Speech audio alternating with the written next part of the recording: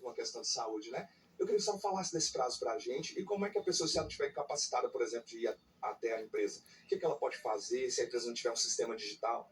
Nesse ponto, é muito importante a gente trazer que todo time que cuida de gente e gestão nas empresas possui uma política de atestado muitas vezes. E nessa política vai lá estar muito claro como deve ser feita essa entrega, em que prazo deve ser feita essa entrega. E quando você é acometido por alguma doença que você fica impossibilitado de ir entregar o atestado, você pode fazer ou pelas plataformas das empresas, que hoje está muito comum, você pode ir lá e postar nessa plataforma, ou algum familiar pode ir fazer a entrega do atestado em loco na referida empresa. Uma dúvida, assim, se não for uma questão de emergência ou uma doença, for, por exemplo, se a pessoa sofre um acidente de moto, por exemplo, mas ela pode ser um acidente que ela não está indo para o trabalho, suponhamos que seja numa atividade a lazer, ela tem direito também ao benefício por incapacidade temporária, esse auxílio por incapacidade temporária? Aí a gente precisa separar. A gente precisa separar quando o acidente tem relação com o trabalho e quando o acidente não tem relação com o trabalho. Quando não tem relação com o trabalho, o trabalhador vai buscar as alternativas viáveis para ele que não decorrem da empresa. Quando o acidente é direcionado e conjuga com o trabalho, aí ele vai fazer o caminho ocupacional, vai passar pelo médico ocupacional da empresa, vai ter abertura de CAT pela empresa e aí sim ele vai chegar na assistência previdenciária. Mas aí eu ainda fiquei com uma dúvida que é o seguinte, as alternativas naturais para ele, né? Nesse caso que eu dei nesse exemplo de um acidente que ele não estava indo para o trabalho, quais alternativas são essas? Procurar direto o INSS, o que ele faz?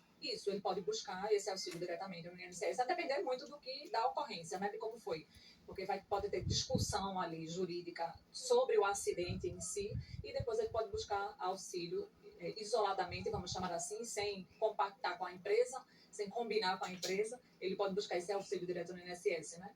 Mas de toda sorte ele precisa informar o gestor, né, a liderança, para a empresa também não ficar prejudicada, né? Sim, a relação de trabalho pressupõe que haja esse aviso. Por quê? Porque existe a organização do trabalho. Quando o funcionário falta, se afasta ou sofre acidente, o gestor precisa reconfigurar o time.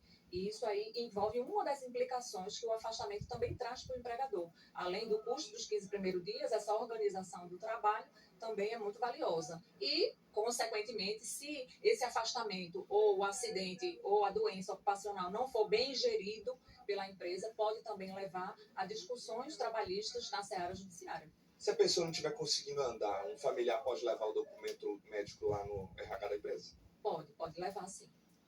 Tá certo, então. Obrigado, Juliana, pela participação aqui com a gente, nos ajudando a entender um pouquinho mais sobre esse auxílio temporário. Com você no estúdio, Clarissa. Muito obrigada, Ivan Duarte. E claro, gente, lembrando que você pode acompanhar todos os detalhes desses 5 milhões de afastamentos aí que a gente teve em 2025, esse recorde, lá no nosso portal na internet, lá no G1 e a gente, dos quase 5 milhões, tá? A gente, claro, vai voltar a esse assunto também ao longo do Bom Dia Pernambuco dos próximos dias, falando um pouco mais sobre essas doenças que foram responsáveis por tantos afastamentos de trabalhadores no Brasil.